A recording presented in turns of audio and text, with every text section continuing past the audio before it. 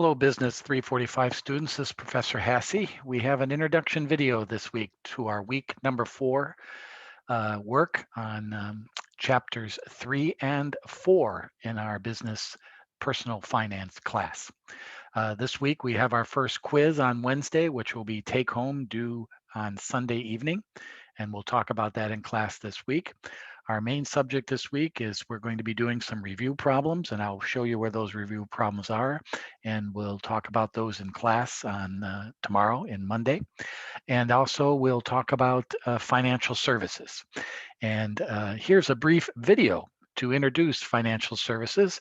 This is a video produced by our textbook, and it talks about a continuing story of a young woman and her financial affairs. So let's pick up with that story in regards to financial services.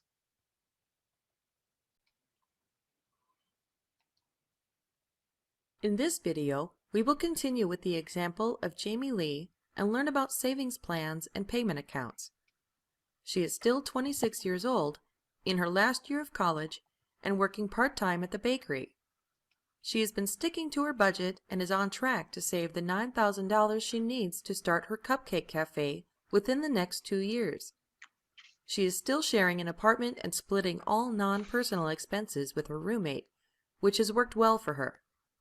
After the completion of this video, we should be able to identify commonly used financial services and compare the types of financial institutions. We should also be able to assess the different types of savings plans and evaluate the different types of payment methods. Here's Jamie's current financial position, and we can see that her finances look the same, except the before. She came home from work one night and found that her roommate had had some friends over that evening.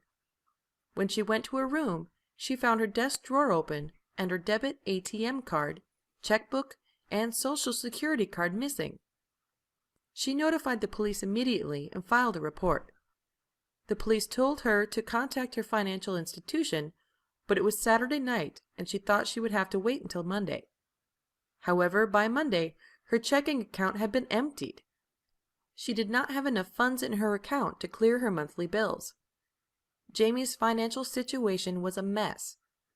She would now have to deal with the circumstances and also find a new place to live, since continuing to share an apartment with her current roommate was no longer an option. Thankfully, she filed a police report and notified her bank on Monday.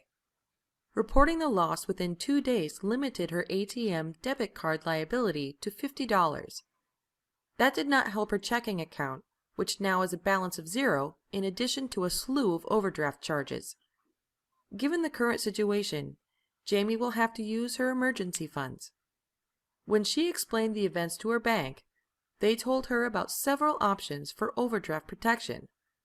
One of those is a fee-based option that will charge her only if it is used. There is also another option that will transfer funds from a linked savings account to cover any overdrafts. Considering what just happened to her, that doesn't sound very safe. Clearly, going forward, she needs to sign up for the fee-based option. She hopes this will never happen again, but if it does, the fees will be a lot less than the overdraft charges. Jamie had always chosen a large regional bank in the neighborhood that offered all the services she needed.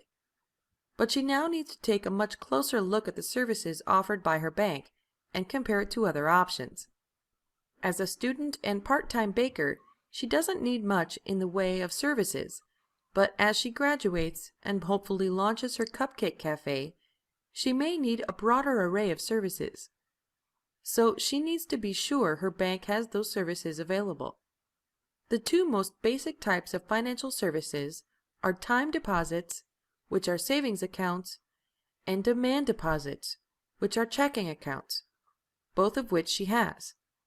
And nowadays, just about everyone has an ATM debit card. She needs to take a closer look at what her money is earning at the bank, as well as what other services she might need in the future.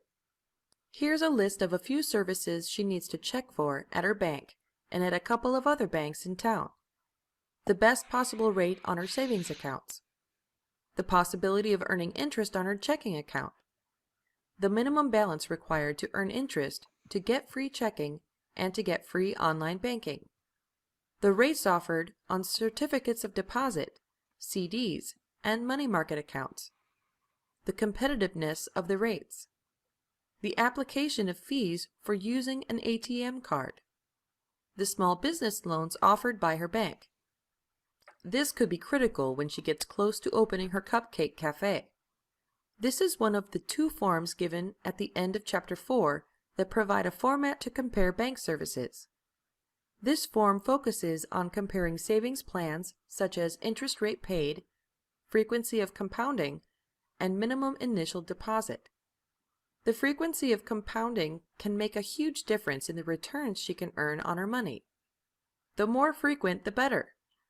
She has been using a regular savings account for her Cupcake Cafe savings, but she might be able to earn a higher return if she puts that money in a CD or a money market account. It would not be as readily available, but it would be a few years before she is ready to open her cafe, so this is an option she should explore with her bank. This form is designed to compare the payment methods for 3 institutions' minimum balance, monthly charges, and ATM charges. She hopes that her current bank fares well in these comparisons, as she has been very happy with them. But money is money, and she needs to go where she can get the best services and the highest return on her money. She is going to compare her current bank against 2 other large institutions in her area and make a decision regarding changing banks based on the information obtained.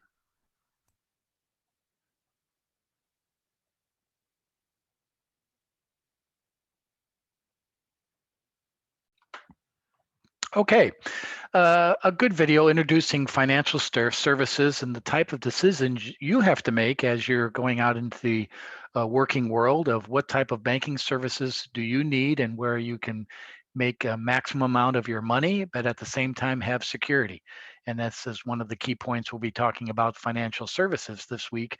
And one thing you need to look at is your current banking situation and needs going out into the future, and we'll discuss that.